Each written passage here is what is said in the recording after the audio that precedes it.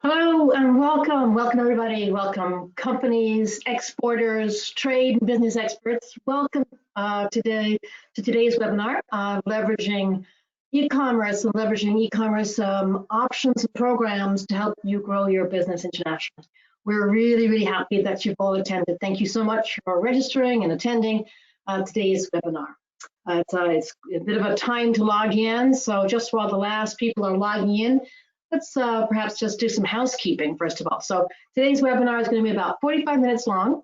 We've saved time at the end for your Q&As. Please do pop any questions you have in the chat box. We're always very happy to get to your questions and answer anything you like there. So please feel free. We are also going to have a couple of polls during this webinar, 4 polls in fact, which we really hope as well you'll be able to respond to and give us some feedback on. And at the very end, we're going to be having a survey. It's a very brief survey. There are 5 questions. Just helps us design future webinars and know sort of where your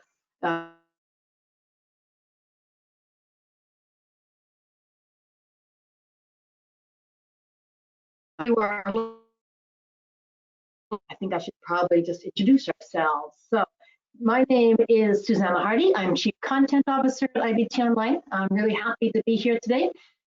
So I will look after anything that's with regards to content for clients, for websites, for online marketing as well, and helping our marketing team. And I'm really delighted to be joined today by our Senior Business Development Manager, Samantha Savici. Is been with us for a couple of years, and she's now the Senior Business Development Manager. Many of you know her already from very active work she's had both in presenting. She's presented at a lot of conferences, a lot of discussion points that you've had, and you've probably seen her on various conference circuits. So on, she's always there with lots of good humor and patience, explaining anything one wants to know about online and business development tools. And we're really delighted as well to be joined by our Senior Marketing Manager, Joelle Lazarotto. Joelle has a huge background of knowledge in marketing and online marketing in particular, across all kinds of different markets. She manages our team of online marketing specialists.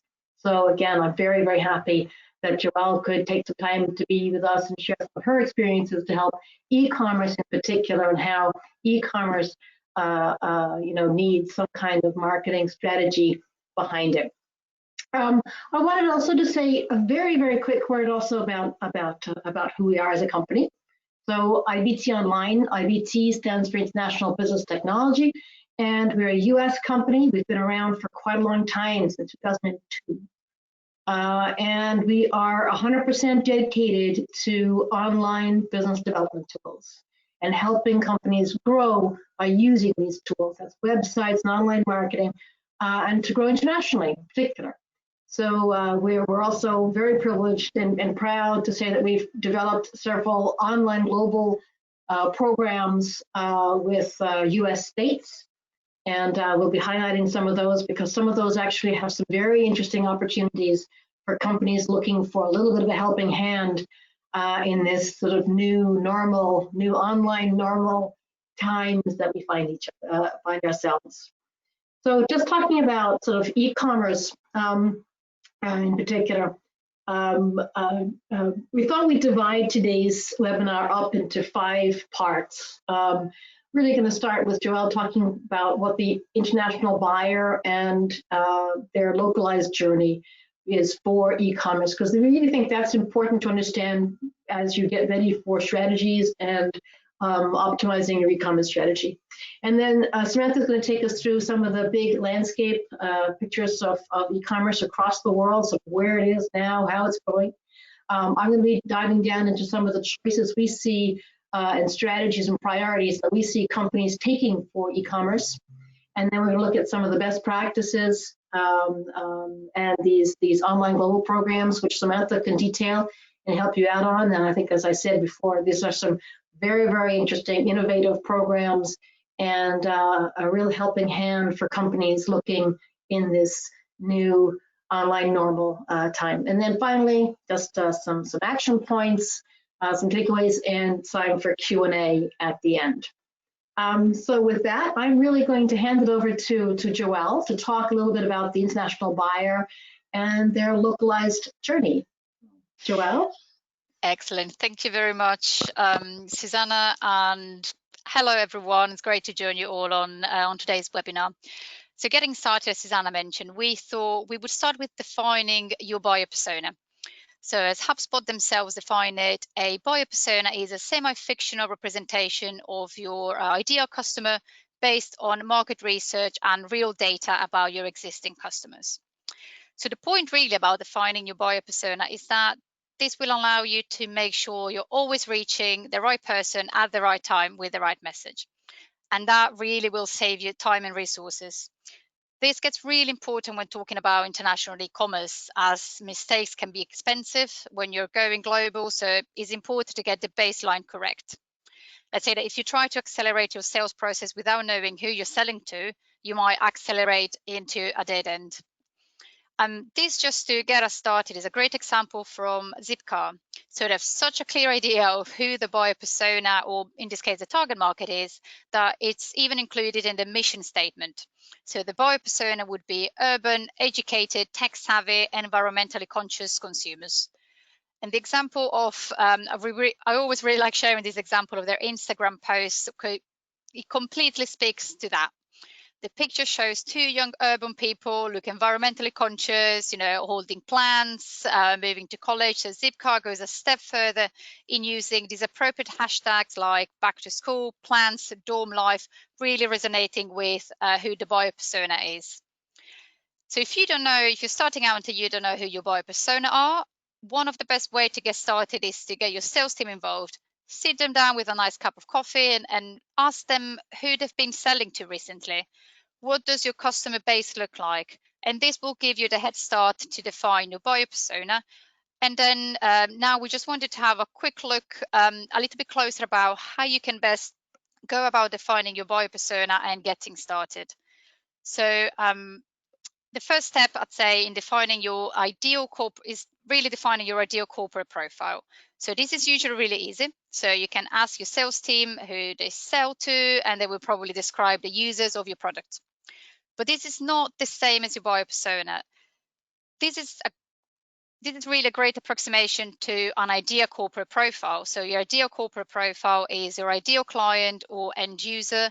You need to define it as a big corporation, a small mom and pop company, an OEM, a direct consumer, and all of those attributes that define your ideal corporate customer. But a buyer persona is not quite the same as an ideal customer profile. You need to go a little bit deeper into those subcategories. So for example, let's say for a B2B in advanced manufacturing, the CEO will take ultimately the final decision, but that is based on talks with his line-specific engineer, maybe the head of sales and marketing, research analyst, and each will have their own set of challenges and pain points. So your ideal customer profile will define which companies are a good fit for your product offering.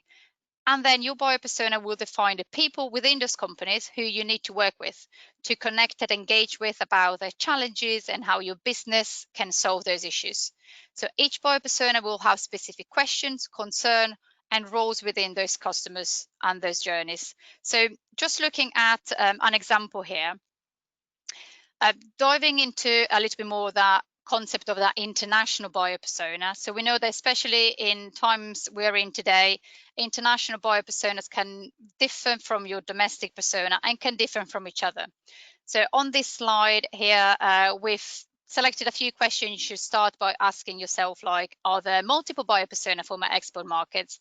How do they find me? What do they care about? Are their concerns different from my domestic buyer persona?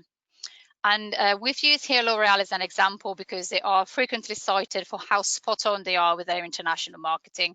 So if you look at this picture and the text that goes with it, this we have L'Oreal reassuring US stylists that they are committed to supporting them while we're still socially distancing ourselves, and the majority of stylists are closed.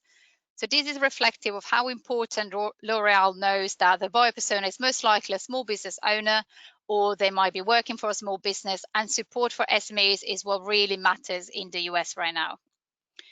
But if we look at L'Oreal Australia, for example, the message is totally different. There is no mention of COVID-19, but instead the focus remains on climate change or climate in general. So this is most likely due to the horrible fires Australia suffered at the beginning of this year, and that was really what matters to them right now and at this specific point in time. And the last example we have here today is L'Oréal Brazil, which is here demonstrating to their Brazilian customers that they are doing their part to help the people of Brazil by producing hand sanitizer, which is a product they wouldn't normally produce before the whole COVID-19 outbreak. So this to me is always a great example to show that each buyer persona is clearly different and their messaging is respectful of that. So before moving into the e-commerce side of today's presentation, we talk a lot of companies, and we thought it was really interesting to reflect on what all of our companies and buyer persona are concerned with since COVID and in these present times. Obviously, number one is looking after their employees. Managing cost and supply chains are all big priority, and this is what we're hearing again and again. Now, this webinar will focus on the last priority on the list, generating sales and business. Doing that with online tools like localized websites, e-commerce, online marketing. So companies are looking at ways to make sure online business development tools are effective for them to safeguard the business today. So I hope this was a helpful introduction. I'm now going to hand you back over to Samantha to start having a look at what the global online landscape looks like. Excellent. Thanks, Joelle.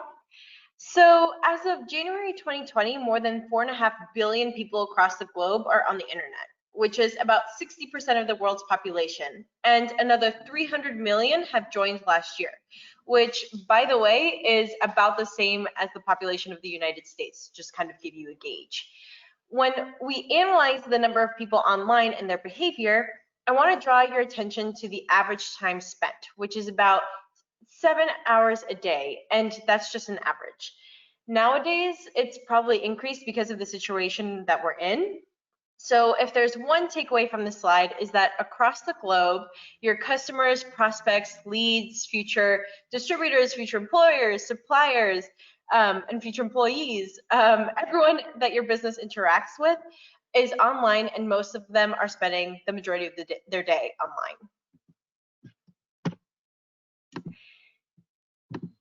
One of the main things that everyone is doing online while they're online is communicating. And again, COVID-19 has massively increased that. Remote working is affecting the way people and businesses are communicating with each other, their employees, their prospects. And even before the shift, 43% of internet users were using social media for work purposes, which is about an average of 2.5 hours per day. For example, COVID-19 has actually made LinkedIn much more relevant. An article came out in the Financial Times saying that more people are posting stuff on LinkedIn because they want to stay relevant, they want to stay top of mind. So when business resumes, you're still on their mind, you're still on their feed, people are still interacting with you. And the numbers absolutely back it up. LinkedIn shared that the number of conversations between its members jumped 55% in March from the same month last year. And live broadcasts have gone into absolute overdrive. Demand has more than tripled since February, and users are much more chatty on these live broadcasts, with the number of comments going up 272%. And this is all really good news for companies and for exporters. It means that you know exactly where your clients and your prospects are and what they're doing. They are online and they're on social media, so you can absolutely use this. And make sure to keep in mind that online isn't just for B2C companies, it's also for B2B companies, which we'll get into in a second. But before we dive into the specifics of e-commerce, which is why we're all here, and the different ways that you can sell online, I want to show you what an ideal scenario for a US company kind of looks like. And this is just an example. So your US domestic market e-commerce website should have its own communication policy surrounding it. So using SEO and social media to clients and prospects to your US site. And then your US website can connect to your Amazon marketplace, for example. Then for your international clients and prospects, you need a similar online environment or kind of like a digital real estate. So let's say that you're targeting the French market and the periods, then that also needs dedicated localized websites, whether they're e-commerce enabled or not, and that act like a springboard or a sounding board for your communications. You can all feed back into your US website, and we absolutely suggest that it should be linked. So as a takeaway, we'll hear this a couple more times in the presentation. It's to make sure that you have a localized website to support your e-commerce and marketing strategies. And one of the reasons for this is how search engines work. So search engines, and here we are using Google, but the same thing applies to others like Yandex and Bing, Baidu, and even these days, things like YouTube, Amazon, Facebook, they're all used and function like search engines. They are all searcher-centric. Google itself has 102 country or regional specific search engines. So if you have a couple of additional pages on your US website that are not super highly relevant to your target audience, you're pretty much invisible. And here is a great example of how country-specific Googles produce results that are relevant to each specific user. So Susanna, who's in the UK, and myself in Miami, we both have dogs who love to play in the background whenever we have webinars, it seems like. So we both search for squeakless dog toys. Logically, Google provided results that are relevant to each user. So I got things like Chewy.com, Amazon.com, and Yahoo with a really relevant of content. However, Susanna got things that I've never heard of. So things like barksandbunnies.co.uk, timeforpaws.co.uk, and even amazon.co.uk. So the same search on different Google search engines gave us different results. So the route for all of the businesses in this time will definitely depend on each company's circumstances, especially for e-commerce, and we'll go over the different options in a bit. But online is clearly one essential key that now has to be adopted and integrated into all aspects of your everyday business life. We all need to try new ways to embed innovative online solutions to safeguard our businesses. And what better way than through localized online tools in e-commerce to help you be found, be understood, and be easier to do business with. So Susanna, do we have time for a poll? What a good idea. Okay. Thank you, Samantha. Let me launch a quick poll. I was going to launch this poll about asking you, you're attending an e-commerce webinar. So we wanted to know if you are already active in e-commerce. Is that something you're doing internationally, domestically? Are you just still thinking about it and not yet, sitting on the fence, as it were, on the e-commerce fence? And I can give you a little bit of response here. A lot of you, really a lot, are active already domestically, which is terrific.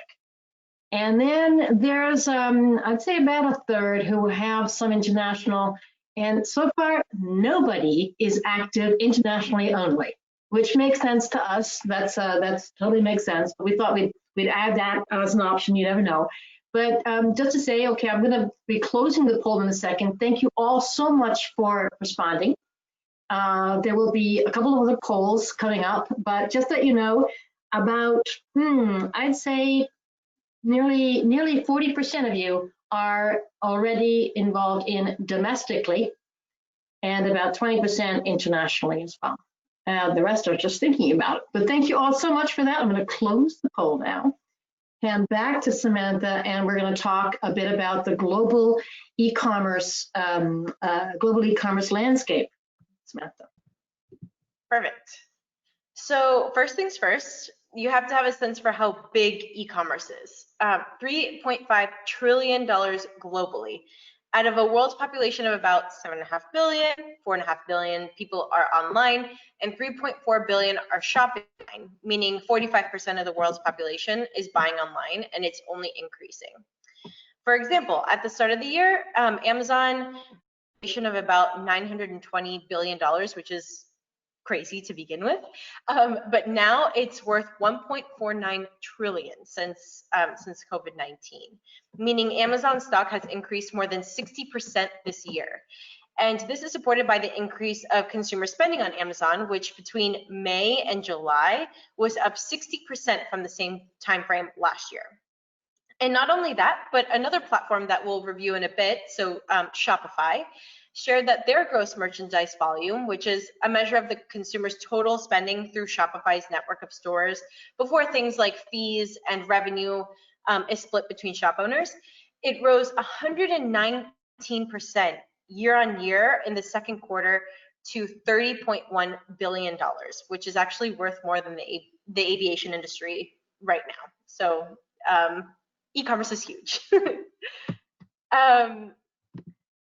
But then based on the last slide, so we already know that China and the US are e-commerce markets. That's no surprise, worth at about $740 billion and $500 billion respectively.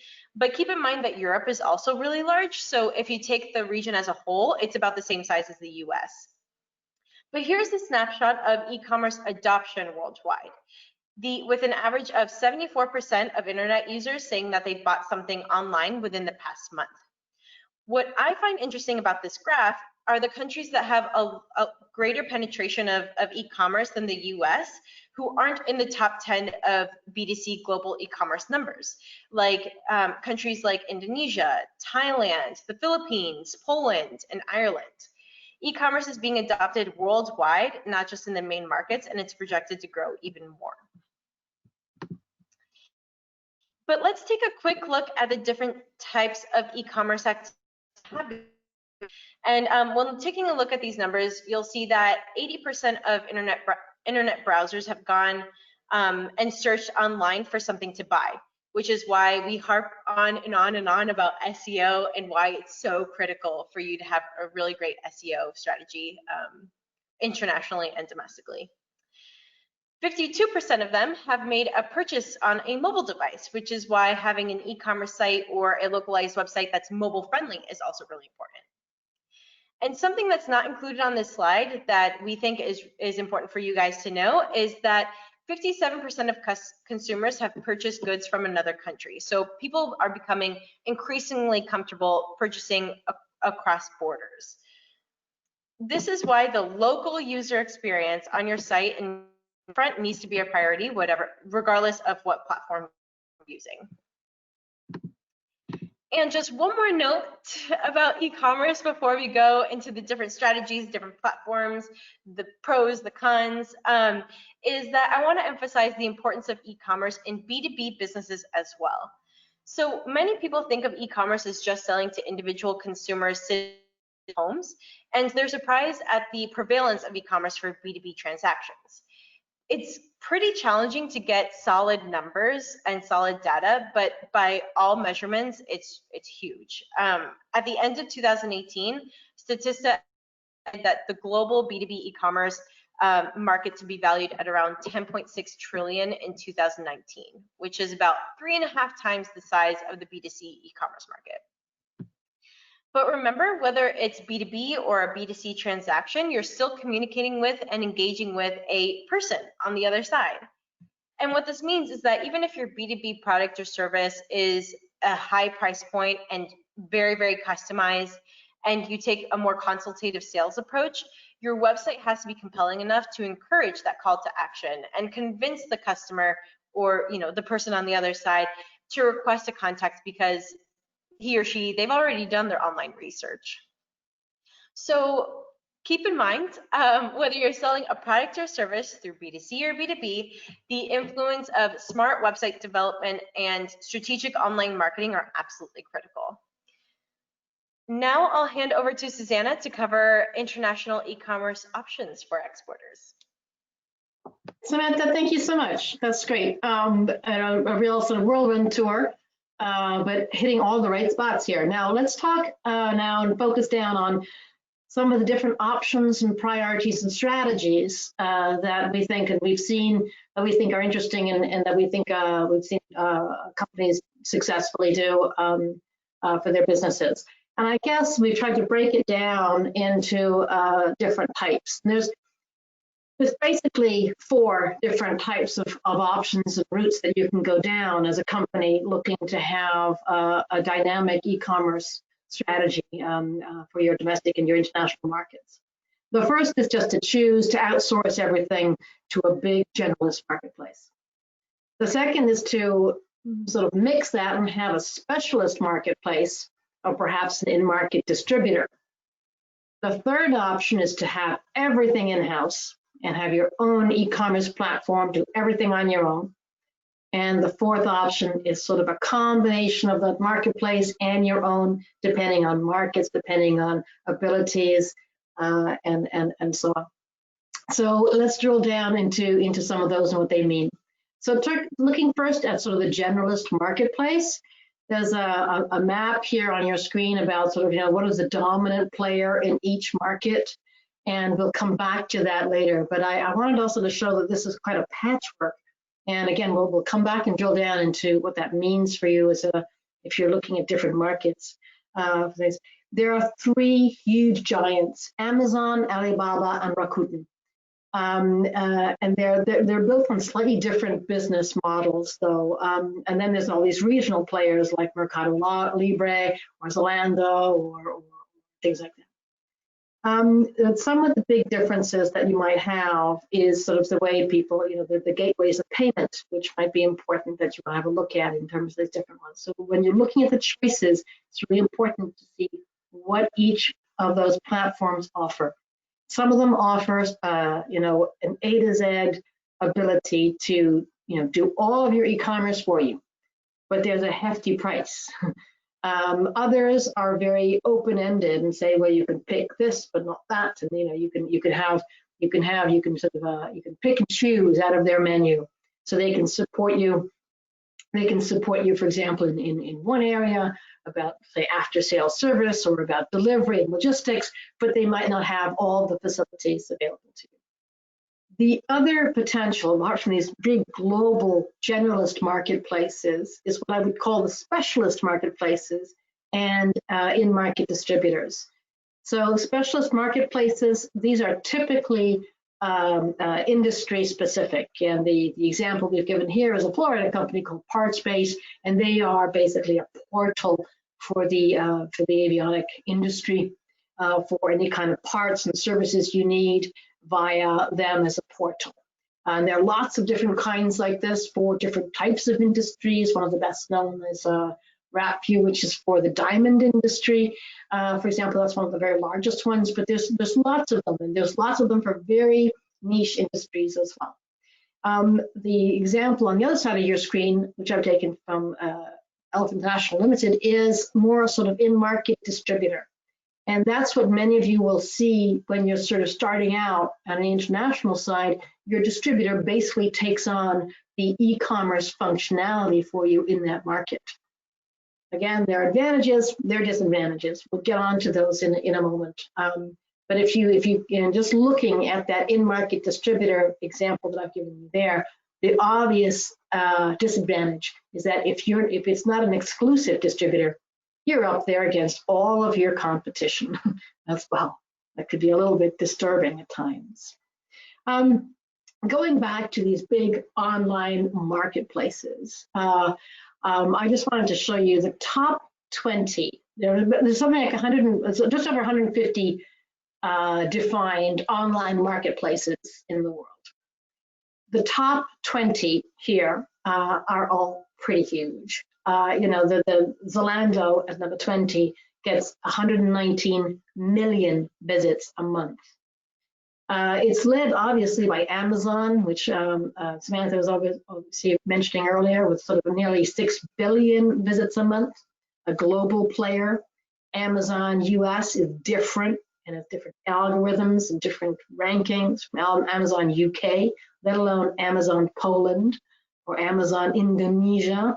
So again, this is not a uniform place, but you can have a great starting point there. No surprise also that eBay, also an American company, gets in position number 3.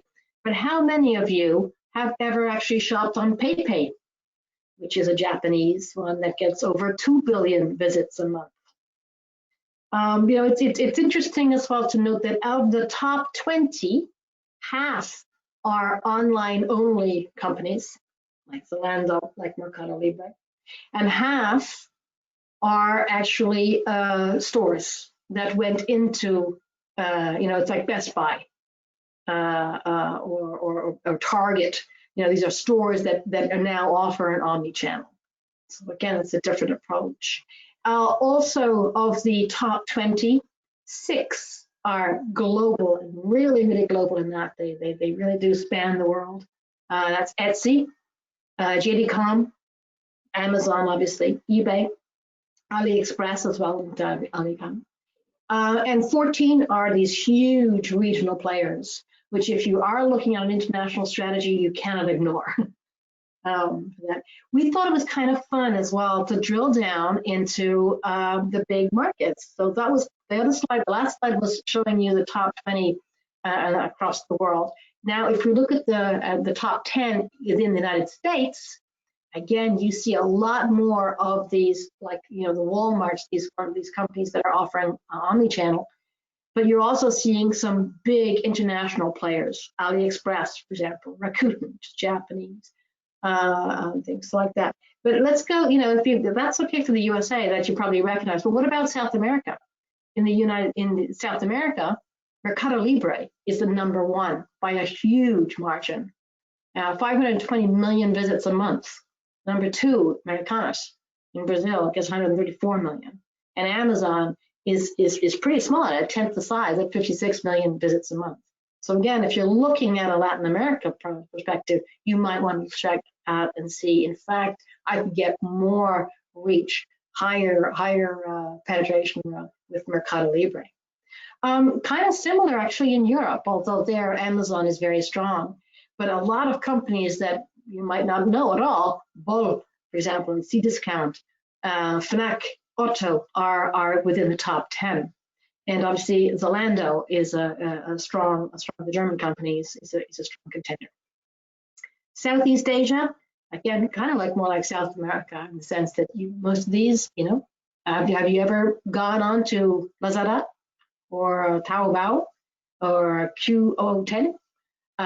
These are companies that are huge in these individual markets and across Southeast Asia. So again, if you're looking for these markets, those might be the ones that you go for.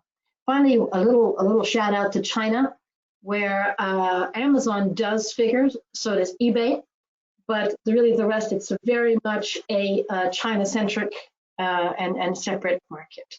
Taobao is the big guy in the room with nearly 500 million visits a month and so on, but there's some very strong contenders. Note that in China as well, we're going to be doing a webinar soon on China if you're interested, but note there's some very, very strong B2B platforms as well in China, which are generally offshoots of, for example, JD.com. If we're looking then at some of the big e-commerce platforms that you might want to think about doing yourself, what are the big online global e-commerce platforms?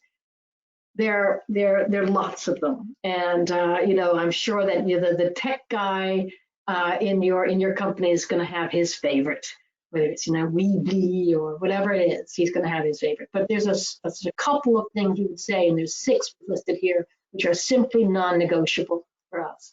Mobile responsive design, clearly, simply user interface, complete tech stack. These are all absolutely non-negotiable when you are choosing a global online e-commerce platform. I wanted to highlight as well the 4 that we see coming back again and again, and that seem to us to work best on international sites. We are platform agnostic. We don't mind which one you want to go with if you have preferences. I wanted to highlight these 4 as ones that we find work well across various different markets, are flexible enough to integrate lots of different possibilities and things and have a broad enough range. So there's different pros and cons, different characteristics for each one, you can depending on your where you're looking for and your strategy and your corporate characteristics, you can choose which one works best for you.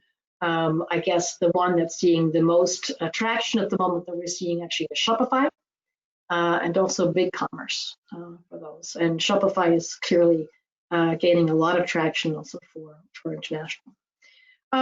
Whether you go for the global marketplace or the specialist marketplace or a build your own, whatever it is, we find that if you have an online presence in that company, in that country, which is localized, in other words, if you have a localized website in your target market, and as and an online marketing strategy as well to reach out to those buyer personas in those local markets, that really helps you again. And you can combine those with any one of those strategies, with specialist marketplace, with a big generalist marketplace, or having your own, obviously. In each case, combining those things with a localized website and online marketing sort of really allows you to optimize your e-commerce strategy.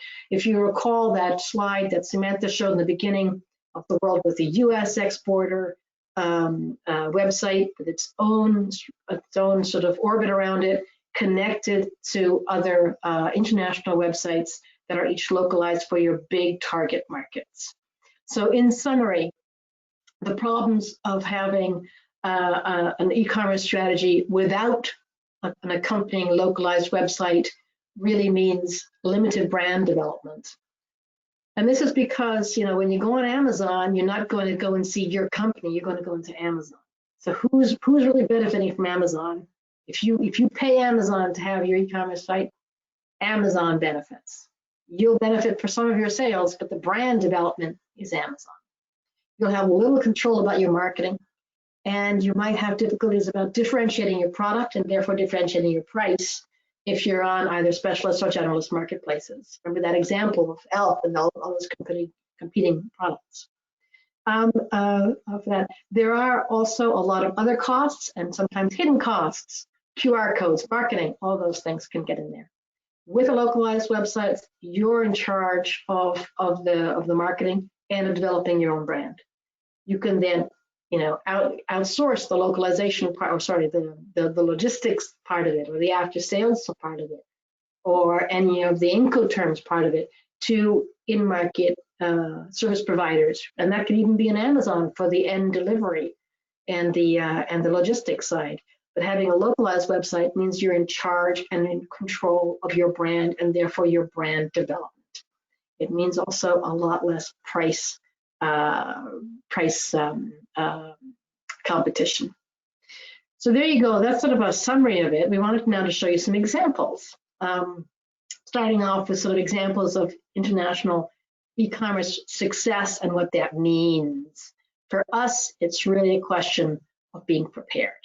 And that means prepare. Get your logistics, get all your ducks lined up in advance. Make sure that you have all the logistics in advance, the returns policy, the after sales, all those aspects that make it a seamless transaction, so that when your client or your prospect does click and say, yes, I want that product, that they get it and they get their product in the way that they want, and it's a good experience. You cannot have a bad experience, because in that case, your buyer will not return. The world is too competitive for that. From our side, apart from the logistics, the Incoterms and so on, from our side, know your buyer persona. That's what Joelle was talking about in the beginning, and that local buyer's journey. How is that buyer interacting? How is he engaging with you? And what platforms are they using? Choose the right e-commerce model for you and for your company, whether that's a big generalist marketplace like an Amazon, like an Alibaba, like a Rakuten, or a specialist in market distributor for a particular market, or a do-it-yourself. In each case, use a localized website, localized online marketing. That way you control your brand, and you can control that whole process of getting found, making sure that you're well understood and engaging, and building that trust that you need for the buyer's journey to complete into and convert into sales. In other words, doing business. We wanted to share then a couple of companies here. This is a company called Farécla. They have a website we built for them and managed for them in China. And I think what's really interesting here is that it's a very, very, very China-focused experience. You can click on a UK flag if you want to leave China experience, but this is hosted in China. It's for the Chinese local buyer. It is a totally safe and a familiar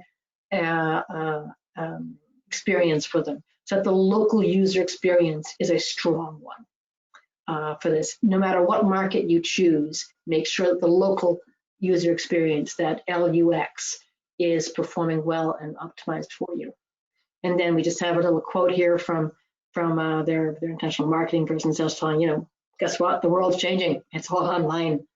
I wanted to share also this experience with you here. This is a company called Palladio Beauty.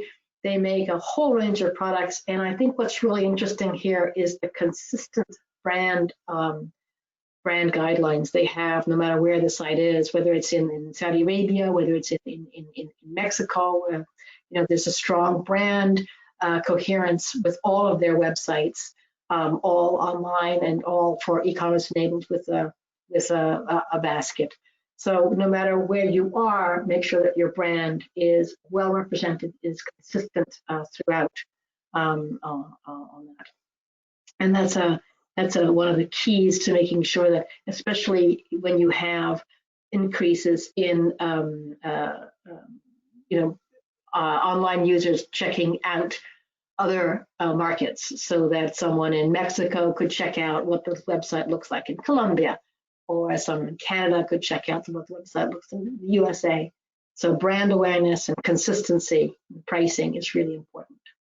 Finally, this example here is a company called Vaporpin, and they are a company that have decided to go totally keeping all in control, and therefore having it all in market and doing all of their e-commerce enabled on their own site.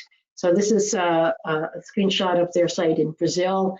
And I took it also because Brazil is a famously difficult market, you know, and here you have some of the price comparisons and things on their site. It's a difficult market. It is very competitive, and it has a lot of, I guess, indirect barriers to trade. But besides that, if you want to take control, it is possible to do that even in markets like Brazil, where you have a difficult market. So there you go. I wanted also, oops, I've gone too far.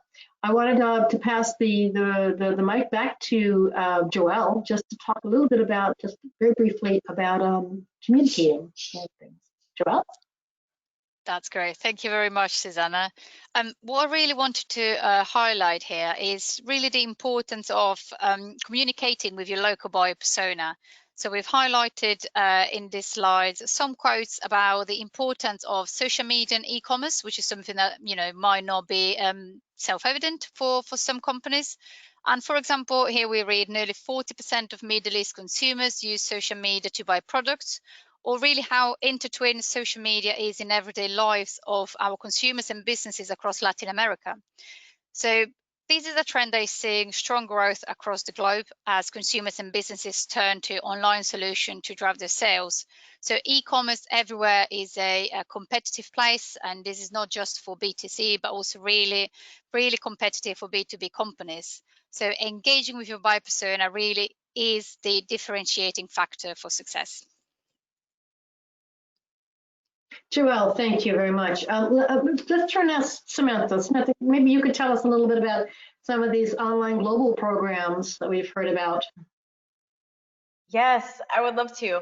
So at IBT Online, we specialize in this stuff. This is what we do. We create localized websites. We create localized e-commerce platforms, international online marketing strategies with Joelle.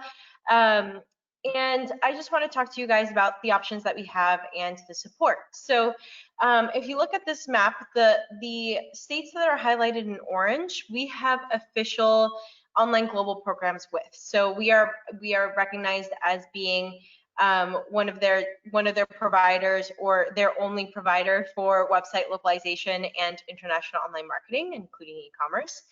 And there is state support for these programs, so there are grants available, which I'll get into in a second. But for all of these programs, we will create your online presence and we'll market it depending on what your goals are. So if your goal is to reach a new e-commerce market, or to generate leads to your website, or to find new distributors, or to support your existing distributors, depending on what your goals are, we can tip and tailor your online presence accordingly. And the way that we do this is through our, we have 5 options, which I'll go over 4 right now. So the first option is option A. And option A is kind of like our starter option, our template option, where we will create 2 best practice, country-specific, optimally localized websites for your top 2 target markets. So say, for example, you want a website, one for France and then one in Brazil, like our example. We will create these localized websites based off of your US website look, feel, branding, for France in French and for Brazil in Portuguese, for example, so that it'll help you be found, be understood, and be easier to do business with in those markets. And that's with a limited scope, so 12 web pages and 2,000 words. Option B, however, is just anything above and beyond the scope of work of option A. So say you want more than 2 websites. You want 4 websites of 12 pages, 2,000 words. Or maybe you want us to do a complete new website redesign. You're not happy with your US website and you want to redesign your international sites, or new content, or a CRM integration. Then that'll be considered option B, which is just a customized scope of work for your localized online presence. Samantha, can I run a quick poll here for this? Although I know I probably interrupted you and you were going to talk about some of the state support here, but let's do a poll. If you would like to have more information, you know, if you'd like it to be contacted about localized websites and option A and option B and what support there is out there, you can let us know, and you know that'd be great, and we could certainly give you more information about step grants, about the funding available, and about the different markets that are available. I'm just collecting some responses now, and it's lovely to see so many people responding. Thank you very much indeed. I'm going to give you one more second to respond, and then I think close the poll and head back to Samantha about that. I was going to close the poll, but thank you very much. That is a terrific response. Love it. Thank you. Samantha.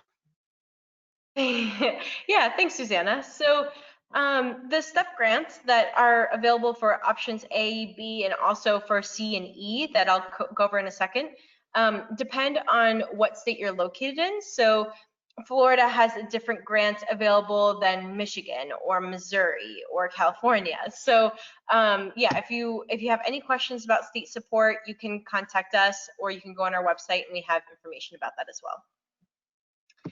But real quick to go into the details of option C, and most importantly for this webinar, option E.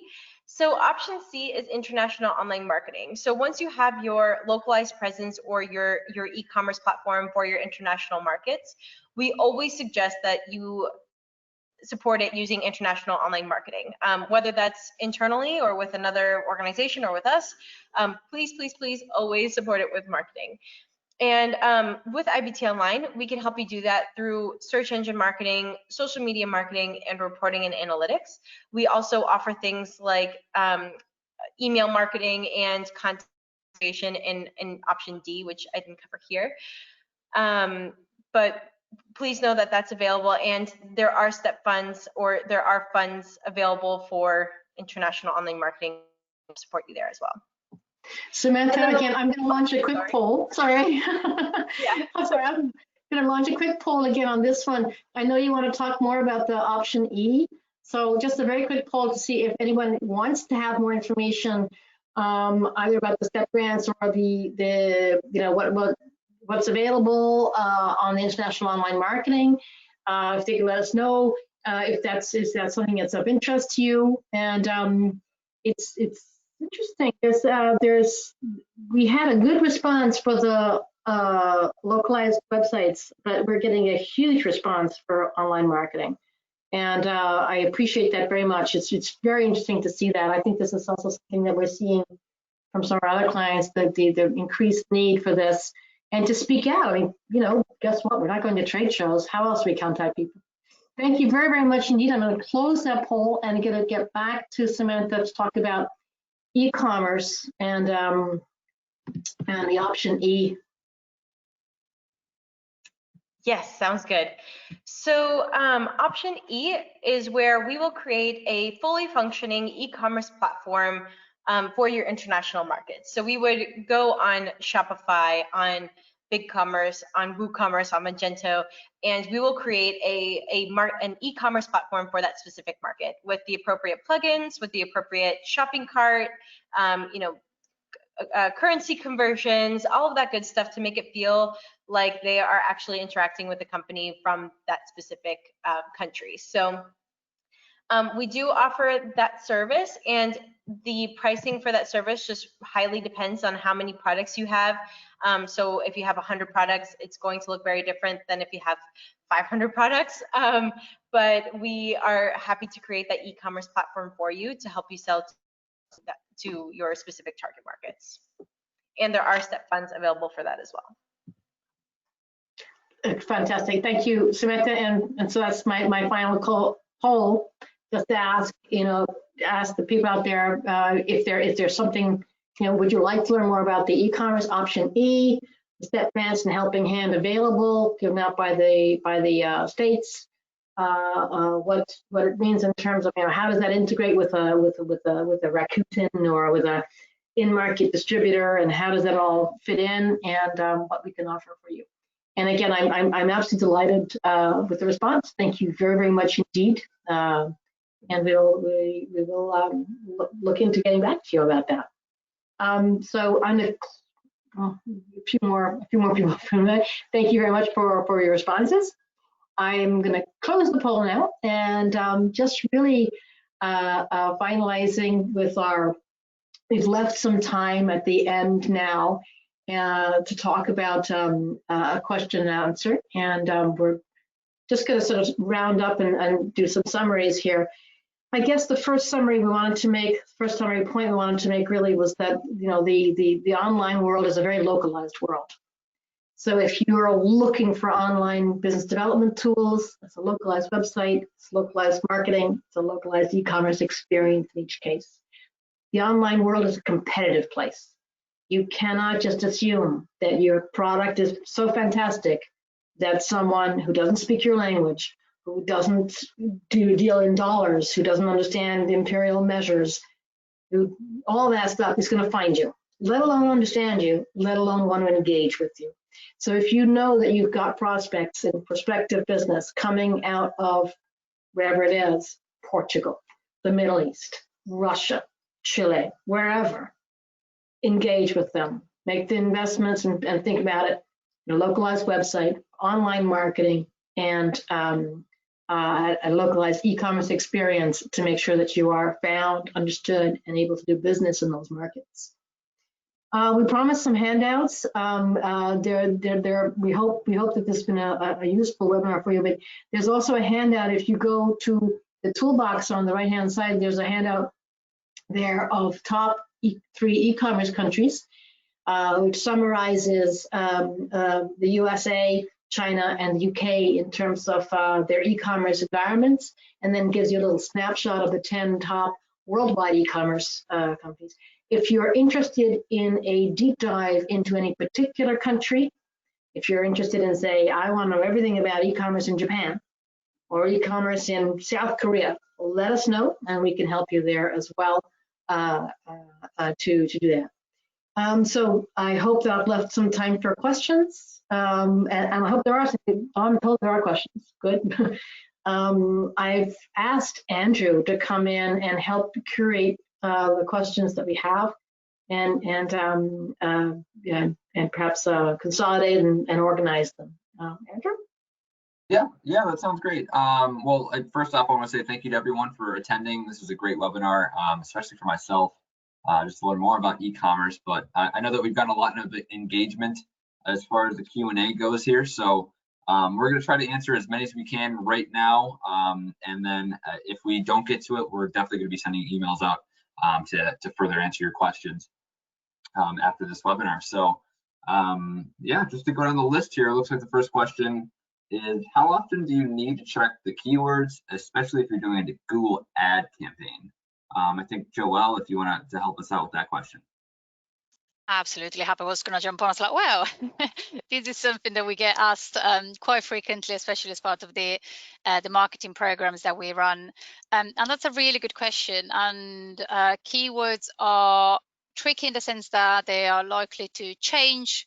Volumes can change throughout the year. So I'd say in terms of frequency, minimum, I'd say every 3-4 months, so once a quarter, do a good review of your keywords, and even more so if you're running any search or display campaigns through Google Ads or Bing or any other platform that you're using. It's important to always review them periodically just to make sure that you're getting your money's worth. Wonderful, great answer. Thank you, Joelle. Just to continue on, the second question we have is, where can I get some more information about state grants and some of the different online options?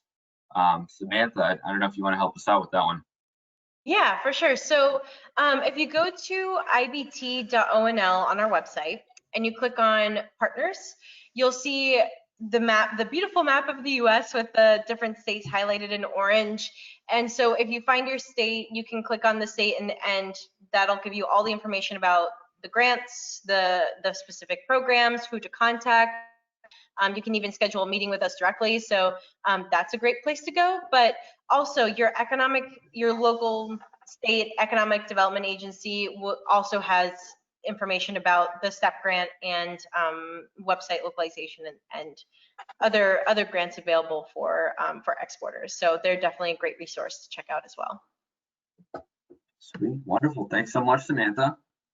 Let's see, next question is, what is the best way to deal with multiple currencies on the e-commerce website?